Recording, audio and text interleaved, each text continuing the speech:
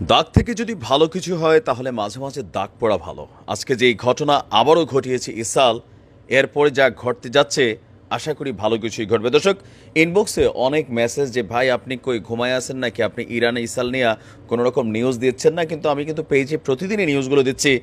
ওরা আসলে চায় না। ওরা কারা? এই যে আমাদের ফেসবুক সোশ্যাল মিডিয়াগুলো কার আপনারা যত জানেনই। তো আমার ভিডিওগুলো একটু কষ্ট করে আপনারা শেয়ার করে দিবেন, তাহলে হয় কি যে যারা আমার নিউজগুলো পাচ্ছেন না বা একবার শেয়ারের পর হয় কি আপনার টাইম লাইনে ভিডিওগুলো অটোমেটিকই কিন্তু যাবে। লাইক কমেন্ট শেয়ারের মাধ্যমে আপনি এখানে একটা কানেক্টিভিটি ক্রিয়েট হয়, এটা অনেকে বোঝেন আবার অনেকে বোঝেন না।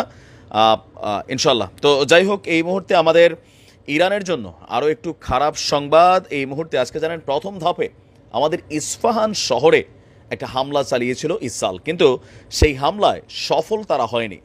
এর পরপরই দ্বিতীয় ধাপে হামলা হয়েছে, তবে এবার ইরানের ভূমিতে নয়। ইরানের যে অলিগার্ডসরা আছে, আমার বেশ কয়েকটা ভিডিও যারা শুনেছেন, অলিগার্ডস বলতে ইরান আপনার মধ্যপ্রাচ্যের অনেকগুলো দেশে লাইক ইরাক, সিরিয়া, আফগান, তারপর হচ্ছে যে ইয়েমেন, লেবানন, ওই যে যা এই অঞ্চলগুলোতে নিজের বেশ কিছু বাহিনী তৈরি করে রেখেছে।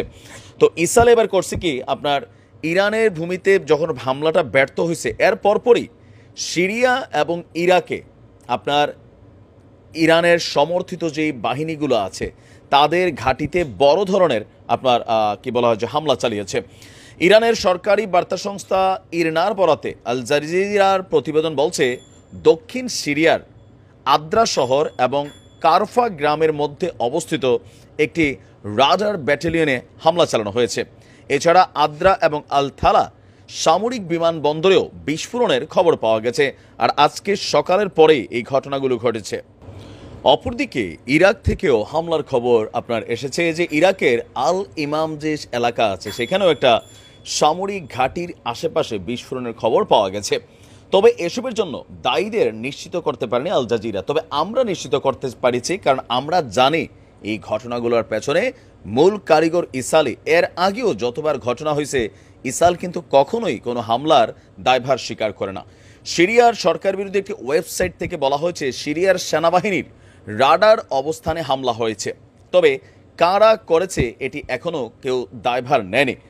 নাম প্রকাশ না করার শর্তে আপনার এখানে বেশ কিছু তথ্য উঠে এসেছে যে ইসরায়েলের ক্ষেপণাস্ত্র হামলাতেই এই অঞ্চলগুলো প্রকম্পিত হয়েছে। একদিকে মানে একই দিনে আপনার তেহরান, ইস্পাহান, সিরাজ সহ বেশ কয়েকটি এলাকাতে হামলার আরও আশঙ্কা করা হচ্ছে, আর সক্রিয় করা হয়েছে আকাশ প্রতিরক্ষা ব্যবস্থা।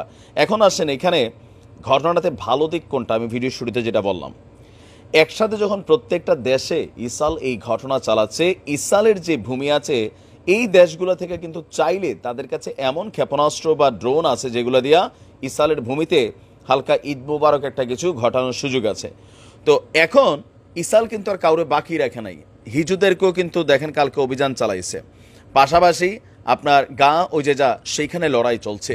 ইয়েমেনের বিরুদ্ধে ইসরায়েল সরাসরি কোনো অভিযান পরিচালনা না করলেও তার মিত্রশক্তি মার্কিন যুক্তরাষ্ট্র এবং যুক্তরাজ্য তারা সেখানে ব্যাকআপ করছে। অপরদিকে আজকে ইরানের বিরুদ্ধে মার্কিন যুক্তরাষ্ট্র এবং যুক্তরাজ্য নিষেধাজ্ঞা জারি করেছে। ইরাকের ভূমিতে ঘটনা ঘটে গেছে, সিরিয়াতে ঘটনা ঘটছে, ইরানের ডাইরেক্ট ঘটনা ঘটছে। এবার সময় হচ্ছে যে রসুনের প্রত্যেকটা কোয়া আলাদা না থেকে একটা জায়গাতে এসে জোট বাঁধা, আর এই জোট থেকে যদি যেটা হবে সেটা বড় কিছুই হবে।